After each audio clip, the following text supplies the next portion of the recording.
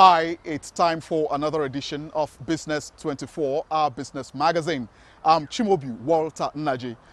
Do you know that there is one commodity that is found mostly in Nigeria? In fact, Nigeria has about 57% of the global reserve. It is a commodity that is the third largest earner of foreign exchange in Burkina Faso. But what are we doing with it in Nigeria? You have to stay with us to find out. The agriculture sector in Nigeria has been adding a lot more to the GDP. The emphasis now is upon those referred to as agripreneurs. We will be looking at how public and private synergies can address the challenges in this sector. We also have our regulars, including our young entrepreneur and those hot tips from our export experts and the CEO of the week. All this after the break.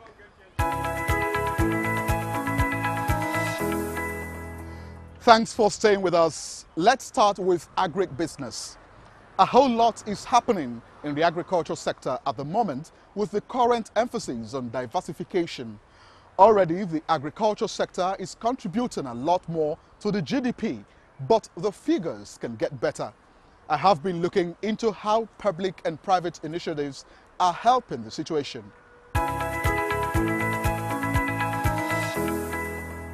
Almost everyone knows the story of how Nigeria used to be an agrarian economy up till the 1960s when oil took over.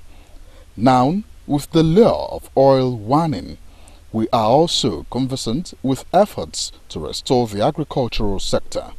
However, one thing you may not know is the quantum of investments many Nigerian entrepreneurs are committing to the sector. Shehu Bolaji, an agricultural mechanization expert, is one of them. He recognizes that this is one of the factors that have limited the optimization of the country's agricultural potentials.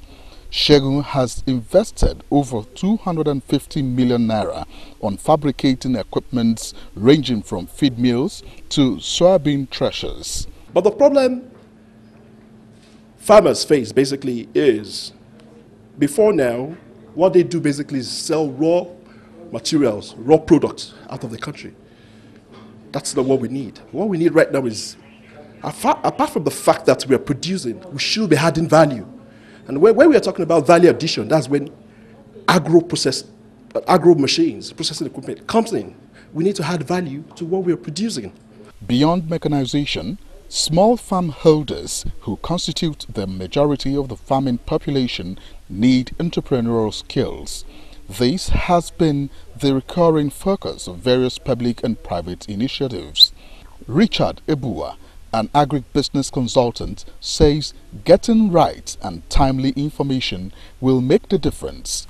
Access to information from all parties, from the investor side, from the farmers, from international markets, international donors. We all need information. And I think setting up this center is actually a starting point where you can coordinate all the information. The problem is not that even the information is not available. It is available, but it is scattered everywhere. On the government side, in its effort to change the narrative, there have been numerous policy initiatives which have driven improved performance of the sector in recent years. In the 2017 budget, over 103 billion naira was allocated to the agricultural sector. The Department of Agribusiness and Marketing Development under the Federal Ministry of Agriculture and Rural Development brings farmers and investors together at its Agribusiness Resource Center. It is making specific efforts to ensure improved production capacity and has put in place quality control mechanisms. If we have a set, well-designed mechanization structure, I think it will be easier. And everybody will go in, take the advantage of that. I think that is why the federal government or the Federal Ministry of Agri is clearing land from state to state for all this our youth to look back and take care of their agricultural production. Addressing the challenges of farm mechanization, Value addition and quality control will enhance the scale of production for sustained growth in the agricultural sector. This requires more public and private synergies. In Abuja, Chimobi Walter Naji for Business 24.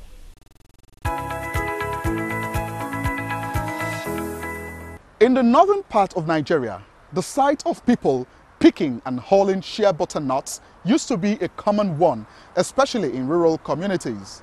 Now, not many realize that what they regard as a small business has immense potentials. Now they know, and this is leading to the development of the shea butter market, as Kunle Adeye reports.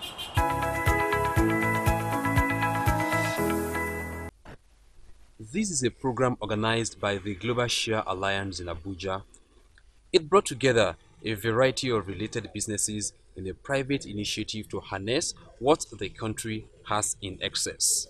Shea butter is essentially another of God's gifts to Nigeria, for the tree mostly grows in the wild. All you need to do is harvest the nuts. Nigeria is the largest producer of shea butter, accounting for as much as 57% of world production. Individual energies have been expended on making money from this gift of nature. However, these entrepreneurs now realize they can make much more from the global market, with the world placing much premium on natural products. Shea butter is used predominantly as a raw material in the cosmetic, pharmaceutical and food industry. United Kingdom-based Shalom Lloyd, who operates a skincare outfit, has partnered some local women in Niger State to improve the quality of shea butter products by adding other substances. She agrees that the quality of Nigeria's shea product is fantastic. The shea business in Nigeria is amazing, but I would like to see it be more. It's not there yet. We're up here, but we could be way up there. Emily Acho, a 36-year-old consultant, says in spite of some challenges, she has been able to export her products. It's booming because a lot of awareness. A lot of people are tilting to using organic products rather than using the chemical-based products, and which is very great. You can make thousands, millions out of them. A graduate of Doncaster University, Omolola Oyeleye, who has been dealing in shea butter products for 7 years, says though there has been a revolution in the business here, a lot still needs to be done, as a substantial percentage of the product exported is in the raw form, only to be repackaged and imported into the country. Another challenge, one thing that I see that is major, is the packaging. You know, Nigeria as a country, we are not there yet when it comes to packaging materials, you know. So people are really looking outside the country to secure their packaging materials. Most of the packaging materials are not really of good quality standard locally, you know. Then even the labeling, most of the, you know, labels produced locally, sometimes the finishing, the paper used, you know, the color, you know, fades off over time, you know, there are challenges. Richard Akomode has a processing plant in Ayetorugbede in Kogi State. Like Emily, he has an eye on the international market and exported 16 tons of shea butter to the United States of America in 2017, but hopes to surpass that this year. It depends on the market that you find.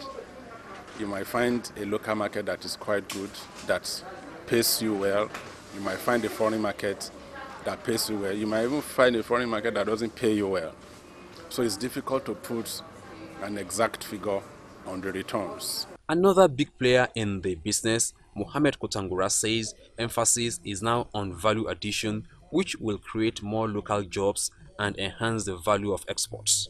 Part of the plan of the association is to ensure that all the major industry players come to Nigeria with a view to develop the market, with a view to develop the industry generally. We have gone into contact with most of the players, even within Nigeria. A ton of shea butter on the international market can sell for between $3,000 and $13,000 depending on the grade and source. Other countries in West Africa, such as Burkina Faso, are doing a lot more in marketing their shea butter, and Ghana has hosted many of the processors, whereas Nigeria is the primary source. Kunle Adeyeye for Business 24. Niger State has a greater share of the shea butter trees in the country. What we can describe as the shea butter belt can be found in the southern part of the state. So, we asked our correspondent Jones Ajayi to find out how the business is doing there. The shea tree grows in the wild abundantly in Bidda Emirate, which paves way mostly for women and youths to be the pickers of the nuts during the season, which starts around June and gets to the peak by April. At the beginning of the season, the nut is usually cheaper as it sells for between 40 to 45,000 naira per ton, while at the peak of the season, it goes for more than 100,000 naira per ton, depending on the processing and the quality. There is about 3 types of shea nuts. There is dried, there is sun dry. There is the one they fried, but there is the one they boiled. So the boiled one, that is the best quality. Normally, the marketers of the commodity send their agents to various communities where the pickers are contacted so as to mop up the nuts they have been able to collect. The marketers that serve as middlemen draw their customers from neighboring countries like Ghana, Niger, and the Republic of Benin. However, the pickers also engage in the processing of the nuts instead of selling it to the marketers. Aishatu Mohammed and her group in Ashani community of Kata local government area process the nuts locally to get the shea butter, which is the end product they take to the market. Aliu Makama, who is a major processor of shea nut in Bidda local government area, says he produces shea butter for export to China, United Kingdom, and Germany. Sometimes when we have the money, we used to go and buy and crush and sell. Sometimes when we get the customers, we produce for them, we crush for them, we collect the money for the machineries, they settle us and crush to them, they pack their shea butter and go. Chairman Shea Butter Sellers and Buyers Association of Nigeria Bidda branch, Tanko Atairu, said Niger State has the highest number of shea trees, with Bidda Emirate ranking first. He noted that if necessary steps are not taken, the shea nut business may suffer a setback. Cutting down of trees and also financial assistance from government. We have no access to international market or end users. We are just linked to agents. The end product of the shea nut is the shea butter, which is used in pharmaceutical companies, toilet soap industries, as cooking oil, and it is also medicinal. Much of the shea butter business is organized towards export. For now, Ghana and Burkina Faso are taking the lead. Nigeria is playing catch-up. Our in-house expert on export, Femi Boyede, as usual, provides some tips on the export business.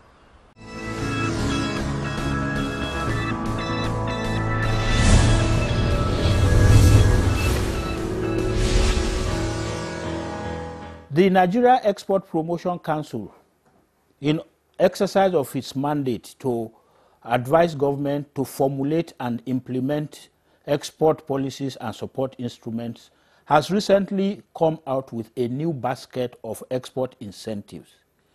And of course, the press has gone to town with a new acronym that they call NBIS.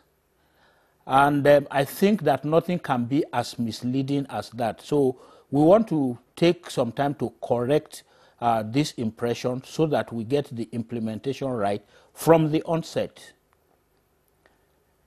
The Structural Adjustment Program of 1986 came with some palliatives, out of which was 18 different incentives to support export activity in Nigeria. Again, I've seen a lot of experts talking about 12 incentives. Please read the Export Incentives and Miscellaneous Act. There were actually 18. Now, the most functional of this that is supposed to be a pre-shipment incentive is the Export Development Fund, EDF. And EDF is an internationally acclaimed and applied by most exporting countries export incentive. And so what the Nigeria Export Promotion Council is set to implement is the newly approved and activated Export Development Fund. Now, in order to present it, the Council says there is now a new basket of export incentives. Please help the Council to project that it is the Export Development Fund that has now been approved by the federal government to commence operation. Now, because of these various components that the Export Development Fund will address, it looks like it is a basket. Yes, advanced country such as an advanced country such as Australia does have a basket of incentives. But again, the incentives are already categorized into pre-shipment and post-shipment. The Export Expansion Grant, which everybody knows, is a post-shipment incentive. The Export Development Fund is a pre-shipment incentive and can address so many things. We talk about weak export readiness capacity in Nigeria. The Export Development Fund can help to address the issue of weak export readiness capacity in so many ways.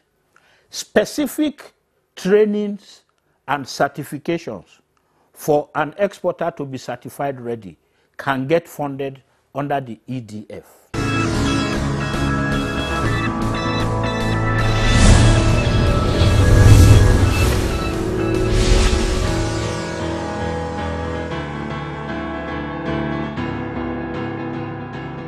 And from export tips to our weekly features of young entrepreneurs and who headlines the segment this week, you'll find out shortly.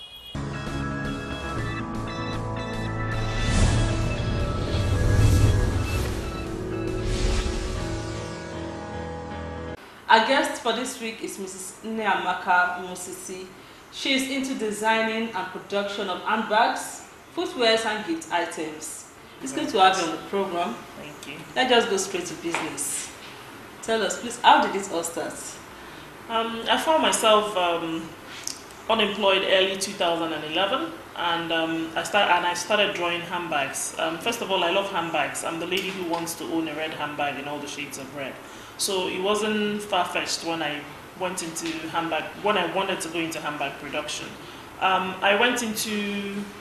I did a few designs myself because I knew how to sew, and then I had to go, I wanted to make the bag structured. So I went into the market here in Abuja and found a shoemaker who helped me to tell me what I needed to do to make the bag structured. So the plan was for me to obviously sell the bags and he will help me produce. But after about one month of working with him, he wasn't really forthcoming, so I had to actually learn the business. I went to his shop every day just looking at what he did, trying to learn. Obviously not even trying to learn, but that was my learning process. And then after a while, I found out that he wasn't very serious in producing the bags, and I thought, okay, why not? I'm not doing anything. Why don't I start producing these bags? And that was really how I started manufacturing the bags myself. I started myself. My first employee was my gate man, and then from there I started taking obviously more staff as and when I needed them. My business has obviously grown over the years. I now have obviously a staff strength of 15 people who work with us. We're doing an array of handbags, as you can see here on the shop floor. We're making gift items, and we're making flat footwear for now, nothing with heels. So that's actually kind of like the evolution of how my business started. What did you study in school, and how did you end up where you are today? I have a BSc in Real Estate Management from Abbey State University in Okigwe, and I have a master's degree from the University of Bristol in England. Your question is, was this my passion? No, this wasn't what I was hoping to do with my life, obviously coming out from school. But I'm happy that I found this, and I'm doing it now, and then I don't just have employment for myself, I'm also creating employment for other youths in my community. So I'm happy. Professionally, when did you start this business, and how profitable is it? I started professionally fully in 2012, and this business has been profitable. It's been a business that's literally sustained itself. I've had influx into my business I was one of the UN Women Awardees in 2013, where the federal government gave us some funds, and we used that for branding and obviously buying more machinery to help us expand our business. The business is profitable, and it's beautiful because a lot of people are beginning to wear Nigerian. A lot of people are beginning to use Nigerian-made products, and people are buying from us. Obviously, there's a patronage that we have from our customers who are here in the country, and obviously we now have some foreign Nigerians who are outside in the diaspora who actually retail our goods as well. But it's the patronage that's actually kept us going, and we're busy, so we thank God. You started little, and today the success story is really huge. So where do you see yourself in the next few years from now, 5, say? I hope in the next 5 to 10 years that we're still going to be here, that the business is obviously sustainable, the business is going to expand, to obviously take on more lines and then produce bags for more people. From all indication, we are doing well, but certainly not without challenges. So what are those challenges? One of my biggest challenges is staffing, because normally you don't find people who know what we do. Just working on the streets, you probably have to go outside the states or maybe go to places like Lagos, Kano or Aba to get them. So staffing is one of our challenges. And then obviously, will I say power? Well, we have our factory right now. We've not had light for almost 2 weeks. So I'm going to say that because that's a big factor that sucks away money from the business without you even looking at it. Aside from that, we're lucky that no matter what we do, no matter how challenging it is, we're still surviving, we're still in business, and we're not about to give up anytime soon. Well, the ingenuity of the Nigerian entrepreneur on display here in the showroom of our guest, as she predominantly uses local fabrics to design and produce handbags, laptop bags, and other accessories. She started little, and for someone who produces about 30 to 40 bags daily, the success story is really encouraging, and of course, the future is bright.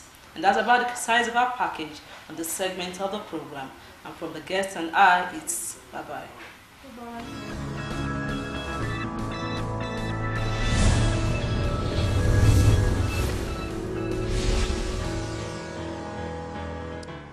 Now, Yalian Press has grown from a small print shop into a multi-billion naira integrated printing company.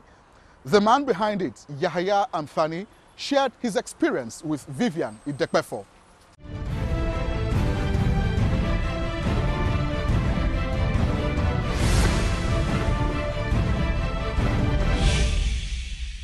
Yalian Press is a household name in the printing industry in Nigeria. On Business24, we caught up with the Chief Executive Officer of Yalian Press and we asked him, tell us the story of how Yalian Press Limited started. Now, the story of Yalian dates back to 1978 as a student then. Whenever there is birthday party or get together and they need IVs and the rest, I collect this job run into town, get printers to give me cost, I put my commission on it, I come back, get paid and return the money for the printers and take the difference. That has all started. In addition to that, I'm a graduate of graphics. Part of the subsidiary is printing. Again, that added to the interest I have in printing. You've been in this business for over 30 years, as far back as 1978. That's what, like 40 years. What has kept you going? The passion, the zeal, to prove that if you are determined, you can achieve the unachievable. To prove that Nigerians are creative and achievers, unless otherwise condition reverses, or else we reverse ourselves. I come from poor background. My father died when I was 12. I was an almajiri. And here I am today with over 200 workers. I was just a lecturer briefly at Ahmadu Bello University. And I decided to leave after thinking that I'm not hoping to be a professor. My mind is more to business. And today I'm not disappointed at that decision I took at that time. I'm still contributing to the growth, economic growth of this nation, to employment, saving of foreign currency, and saving a lot of confidential documents of government that should have lived the shores of this land to other lands. So I'm happy, and I hope to achieve more before I'm called to beyond. Yalian Press is a household name that has come up with innovations that has changed the face of printing in Nigeria. Share some of these innovations with us. We're making sure we're always abreast of technology, we always embrace new technology, we always go for training. That's part of it. But most importantly, the motivation to staff training, their rights and privileges are given at once is due. We don't disappoint our clients. We keep the promise, us and our clients. We've never been found waiting in all our services. If you keep sincerity and honesty, everything works.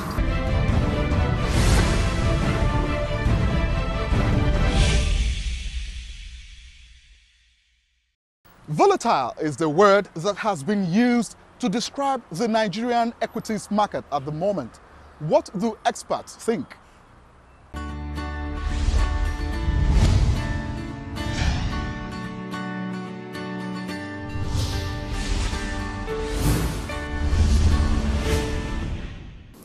The trend has not been this way.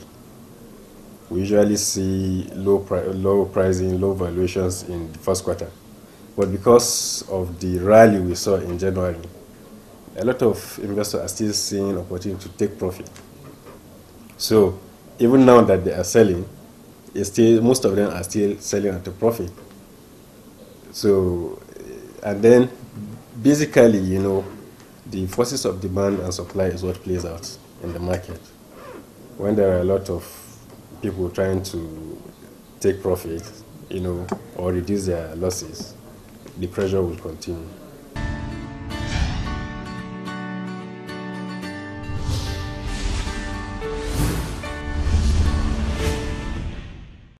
And that rounds up this week's edition of Business 24. I'm Chimobi Walter Nnaji. Join us again next week.